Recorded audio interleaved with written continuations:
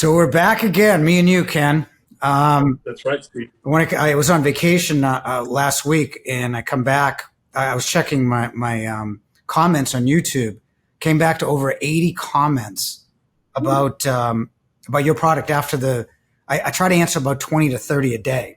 So I figured I'd save you some of the choice morsels here. And first, I want to congratulate you and your team for we've delivered 36 without an issue so far.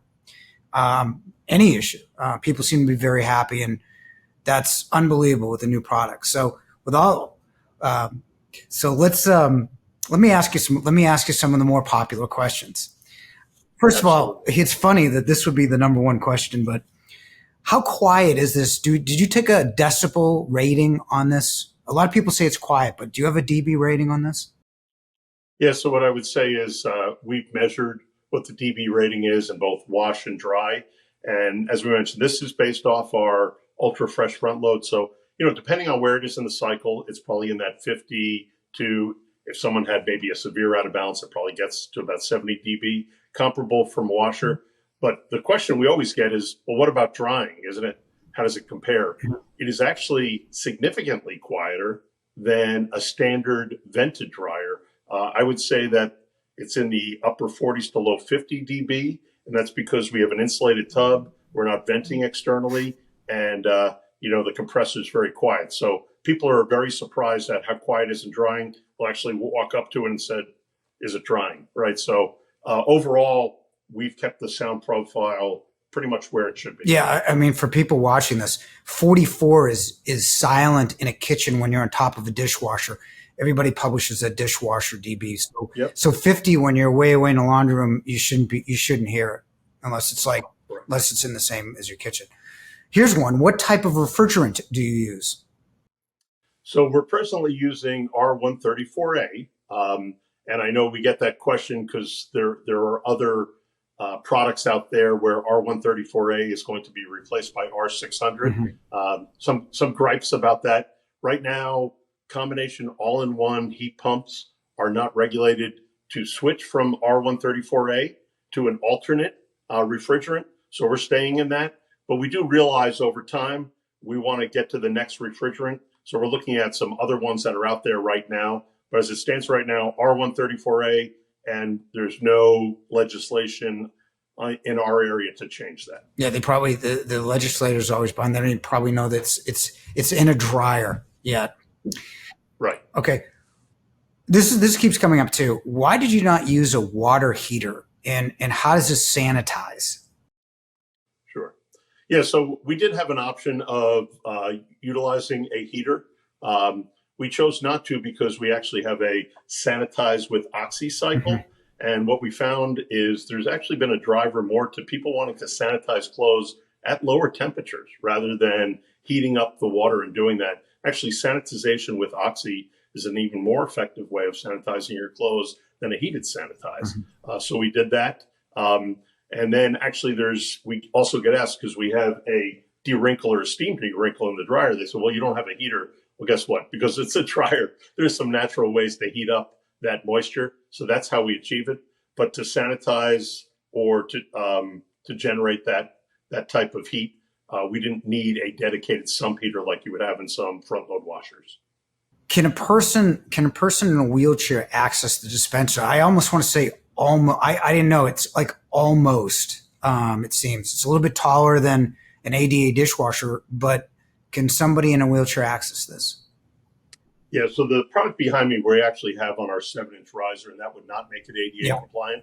But when mounted on the ground, we're at 46.7 inches tall. So what A.D.A. has in the spec is the bottom of the drum has to be above 15 inches, which it is. And the controls and the access areas have to be below 48. So we're at 46.7. And I was thinking about that, right? Because to get to the smart dispense, you will have to lift the bottle up here. But really the great part about it is if you do use that bulk dispense, that's enough for 6 weeks of detergent. So the wear and tear on somebody coming up to that, you really push a couple buttons, you're not measuring out detergent and doing it. So number one, it is A.D.A. compliant in all aspects to start with. And two, I think it's actually easier for those who are physically challenged to use a product of this nature. Yeah, they can always. It's Alexa. Is it Alexa compatible?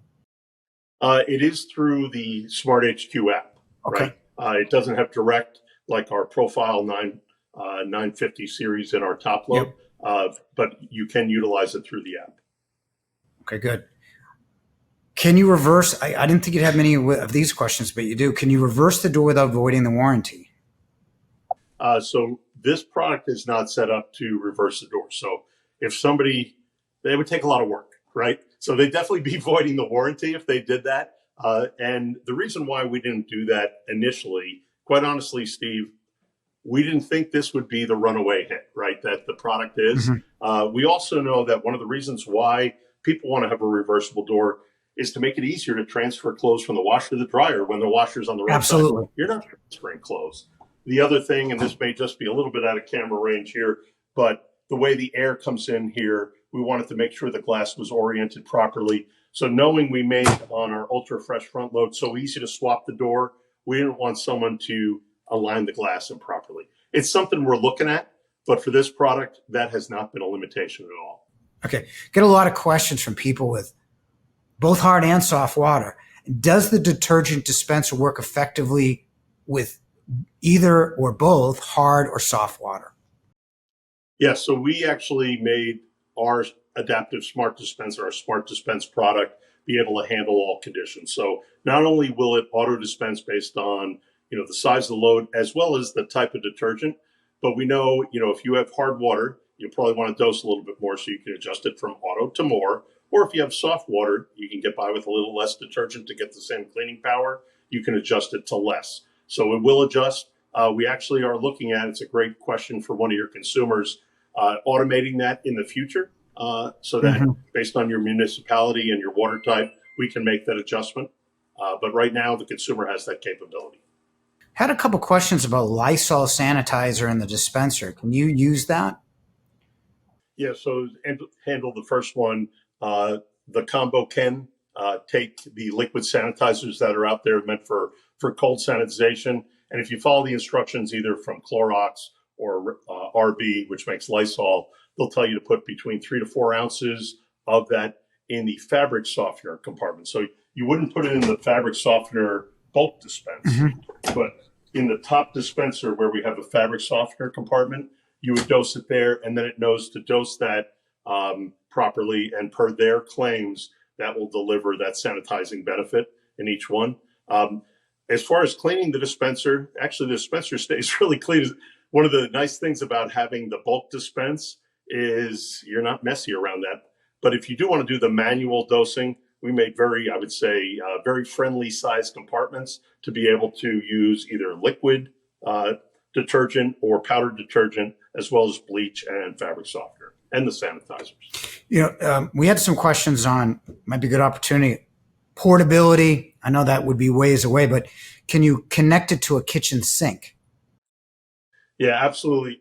This was something that was very interesting. And we actually saw this in a recent trip to New York, was people love to be able to wash and dry in their apartments, but they don't have the water hookup. So we have an accessory called the unicoupler.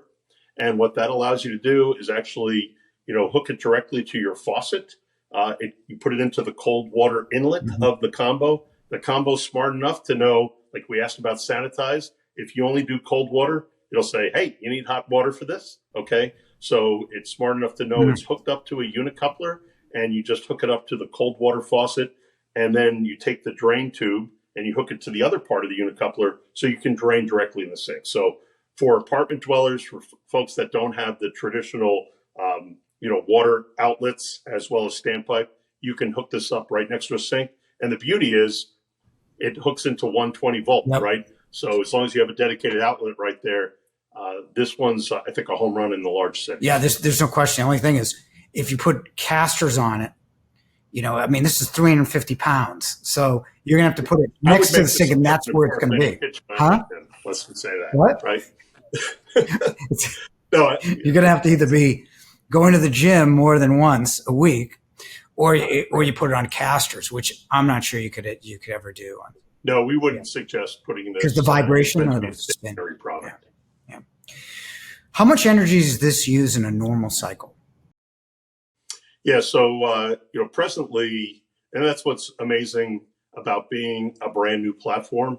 The way energy gets evaluated, and we need to work to what DOE prescribes. We had to test it as a washer and as a dryer separately. And what I would tell you is this is an Energy Star washer. So this will utilize, I think it's 0.46 kilowatts per cycle on average from that standpoint. And then what they use in dryer, it's actually called a CEF rating. The larger, the better. E-Star is 3.93. We're at a 6.0. So we're 50% more energy efficient. And actually, that's where most of the energy is used. So I believe it's about 1.5 kilowatts per cycle for the dryer. So what you have here is, not only is it delivering the one and done promise and the energy or the space savings and the time savings, but this is the best energy performing pair that you can have in an all-in-one. I got a question I just thought of. Are you going to start manufacturing just heat pump separate dryers?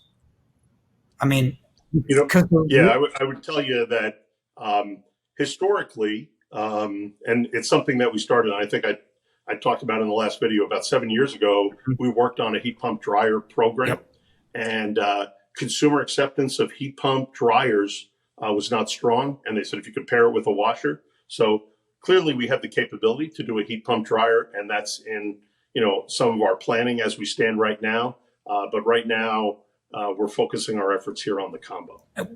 Would you ever think of producing a smaller, compact combo? Something that kind of like a Miele or a Bosch, where it's smaller, it'll fit under a kitchen counter or something like that. I think what you got is certainly better, but there is a market for compact. Yeah, so Steve, there's definitely a market in the compact space. We presently have two products that fit the bill of a 24-inch all-in-one combination. They're not based on heat pump technology or following what we have right now in the combo. We have it in both the GE portfolio as well as higher. So we do have a solution that fits under counter, 24 inches wide, basically 24 inches deep and as much as 33 inches tall. But we do see a natural progression is to take this breakthrough technology into other platforms like that.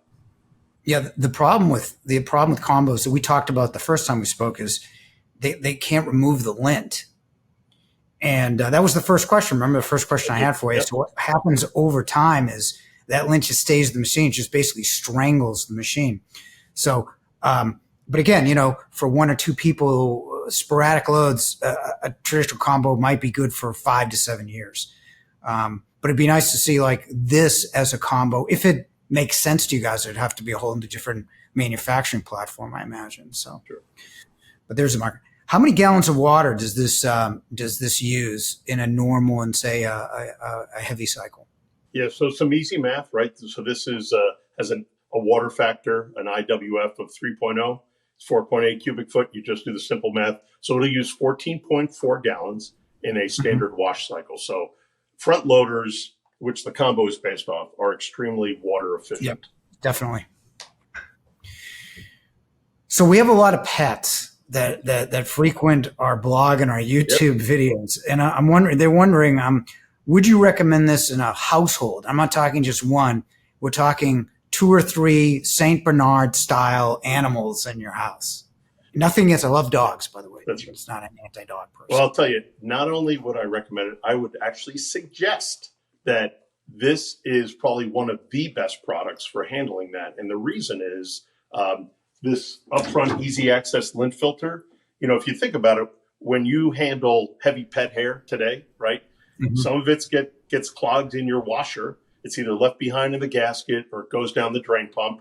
And then you move it over and you find the rest of that pet hair in the dryer. Since we're an all-in-one, you're not going to have to deal with wet, gunky pet hair, out of the washer. It's going to be dry. We actually have someone on our team who has a St. Bernard, and they were talking about how the pet hair actually stands up and so easy to clean off of here. So we're doing some evaluation right now.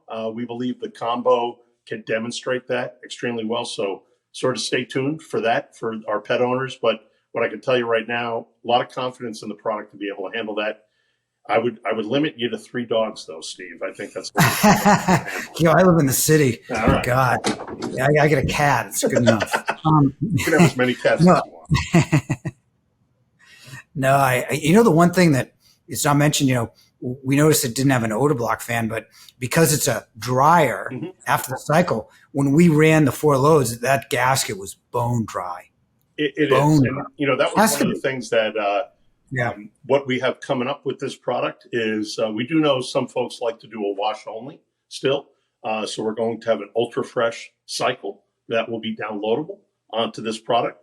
But you nailed it perfectly, right? It's all about drain, dry, and defend. We drain really well. This is a dryer. So we know it dries really well. And then just like in our ultra fresh front load and our top load now, you see the blue, right? This is microban throughout the gasket, through the dispenser, the pump housing, and the drain tube out the back. So, and we've had ultra fresh with microban in the market since 2019, and it is performing to expectations. So we're excited. We believe the combo, just like you said, it dries really well. It's going to do even better. No, I went and saw the test. The thing was dry. But then again, you're putting it in a drying cycle, so you would expect that. Drying balls and bath sheets. Do you want to explain why you don't need them? I mean, I know that the answer is if you're going to do a drying ball, you're going to put in at the end of the washer, which kind of defeats the purpose of buying the machine in the first place, in my opinion. But why do you not need them in this machine? Yeah. So the first thing, let me take the second one. There is an easy way to add either dryer balls or dryer sheets. So we added a function, even when you're doing a wash and dry, hit a button called Wash Complete. And what that'll send you, it'll alert you to your Smart HQ device, your smartphone, or run in the machine that says, hey, you can pause the cycle and throw that dryer ball and dryer sheet if that's what you like it. We often ask people, why are you using those, right? And they'll say, well, cut down on static. What I tell you is with the airflow and the lower heat, we do not generate static. So if that's why you're using a dryer ball, you don't need that. The other thing they do is because it helps the clothes in tumbling. This is a reverse tumbling machine.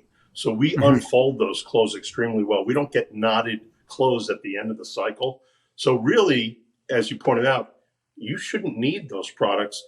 The one thing that people have talked about is, well, I like that fresh scent from that. The other thing is, this is a sealed system.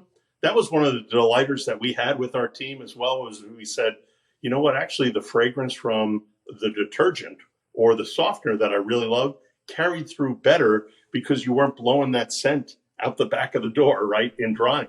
So it worked really well. So they were reintroducing scent in the dryer because they knew they were going to lose it. You don't lose it here. So I think you've given people good reasons why they don't need those extra pieces, but we made it so that if they still want to use them, they can do it.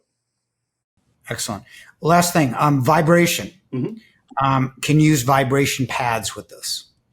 You can.